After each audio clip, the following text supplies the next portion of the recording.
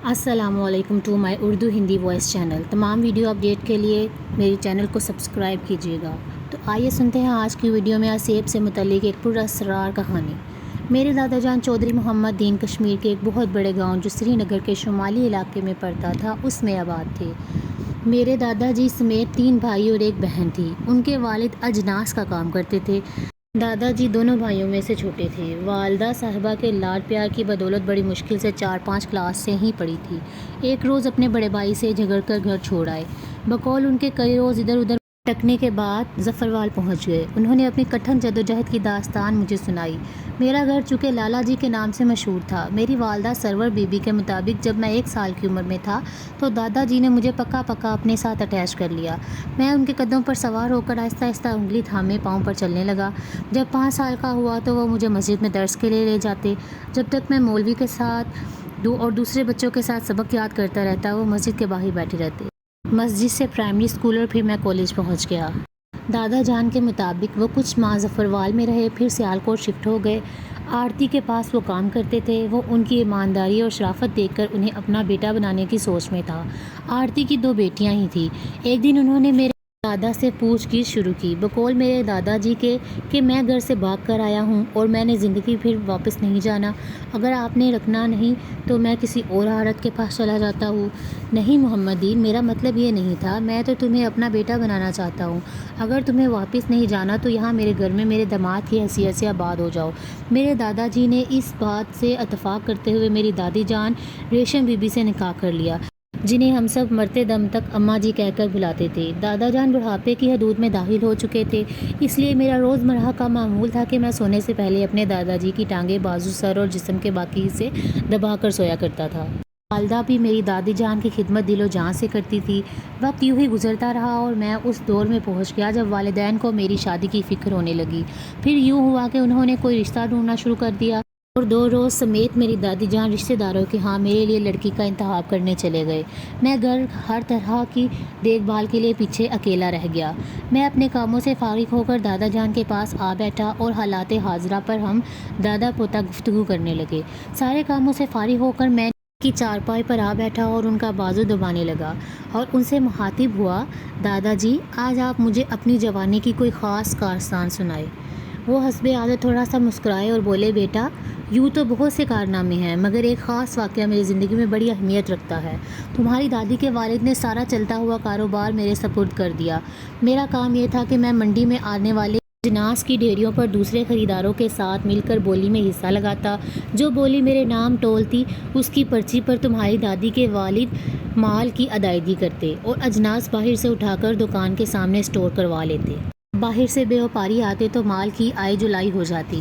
یہ کاروبار ملے جلے اتار چڑھاؤ کی رفتار پر رواں تھا، کبھی نفع کبھی نقصان، گزر بسر ہو رہی تھی۔ کچھ عرصے کے بعد پہلے ساس پھر سسر اللہ کو پیارے ہو گئے۔ ان کے پیچھے جو تھوڑی بہت راس میرے حصے آئی، میں نے اس سے کاروبار کو نئی شکل دیتے ہوئے بکریوں کا کام بھی شروع کر دیا۔ یہ کام میں نے اپنے ایک پلے دار یعقوب کے ذریعے کیا جو عرصہ دراز بھیڑ بکریاں پال کر کافی منافع کما لیتا تھا۔ یہ اسی نے مشورہ دیا تھا کہ میرے پاس اتنی جمع پونجی نہیں، اگر آپ میری مدد کرو گے تو میں باہر کے گاؤں میں پھر آ کر مال بیچ دیا کروں گا اور منافع مل بانٹ لیا کریں گے۔ میں نے اس کا مشورہ مان لیا، اسے کچھ رقم دے دی۔ وہ میرے بھروسے کا آدمی تھا۔ کچھ ہی مہینوں میں واقعی اس نے اپنی بات سچ کر دکھائی۔ اس طرح میں اس کے ساتھ اسی کام کو کرنے لگا۔ یعقوب بھروسے والا آدمی تھا۔ میں نے سابقہ کام سے زیادہ پیسے اس کام میں کما لیے تھے۔ مجھے اس نے یہی سکھایا تھا، اس لیے میں اسے کے ہر مشورے پر عمل کرتا تھا۔ ہم دونوں قریبی جگہوں سے مال اکٹھا کر کے پیدل ہی منڈی آ جایا کرتے تھے۔ وہ مجھے چودھری صاحب مخاطب کیا کرتا تھا۔ ایک دفعہ ہم مال خرید کر واپس آ رہے تھے کہ اس نے مجھے مخاطب کرتے ہوئے پرسوچ لہجے میں کہا، میں نے کہا ہے کہ ہم گوشت کا کام نہ شروع کر دیں۔ مجھے اس کام کی تھوڑی بہت سمجھ ہے۔ ہم ایک کاریگر رکھ لیتے ہیں، وہ ہمیں ٹرین کر دے گا اور کام بھی کرتا رہے گا۔ پہلے تو میں ہنسا اور کہا ہر کام کرنا اتنا آسان نہیں ہوتا، مگر اس نے دلائل دیے کہ وہ تھوڑا بہت کام خود بھی جانتا ہے اور اس کام میں کافی منافع بھی ممکن ہے۔ اس طرح سے اس نے مجھے اپنے دلائل سے قائل کر لیا کہ چودھری صاحب آپ خود سوچو، ہم باہر سے مال لاتے ہیں، مناسب منافع پر فروخت کر دیتے ہیں، جو ہم سے لے کر ذبح کر کے بیچتے ہیں وہ بھی تو اس سے کماتے ہیں نا۔ میں نے اس کی بات پر کچھ دن غور کیا اور اسے شہر میں دکان حاصل کرنے کا کہا۔ جو اس نے اچھی جگہ پر حاصل کر لی اور اشرف نامی لڑکے کو بھی اپنے ساتھ رکھ لیا۔ ضروری سامان کی خریداری کے بعد ہم نے 2-3 بکرے اللہ کا نام لے کر ذبح کر دیے، جو فروخت ہو گئے۔ جب اخراجات نکال کر حساب کیا تو واقعی بہت منافع ہوا۔ یہ کام کرتے کئی ماہ بیت گئے، گاہک بہت آنے لگے، اب کام بڑھتا گیا اور کام کی زیادتی کی وجہ سے 2 کاریگر اور رکھنے پڑے۔ ذبح خانہ شہر سے باہر واقع تھا۔ ذبح خانہ کرنے والی جگہ قبرستان سے بہت ہٹ کر بنائی گئی تھی، جہاں اوکا کے درخت بہت زیادہ تھے۔ تمام لوگ اپنے جاندار اوکا کے درخت پر لٹکا کر ہی ذبح کرتے تھے۔ جانوروں کا خون وغیرہ زمین پر گھڑوں میں دبا دیا جاتا اور باقی مواد چیلوں، کتوں، پرندوں اور باقی جانوروں کی خوراک بن جاتا۔ جو اوکھا کا درخت ہم نے اپنے کام کے لیے سنبھال رکھا تھا وہ کافی پرانا ہونے کے ساتھ مضبوط بھی تھا اور بہت پھیلا ہوا تھا۔ پانی کا بہت بڑا تالاب اسی جگہ پر بنایا گیا تھا۔ چونکہ ہمارا کام سب سے زیادہ تھا اس لیے ہمیں دوسرے لوگوں سے پہلے ذبح خانہ میں آنا پڑتا تھا۔ اب تو میں بھی اس کام میں بہت ماہر ہو چکا تھا۔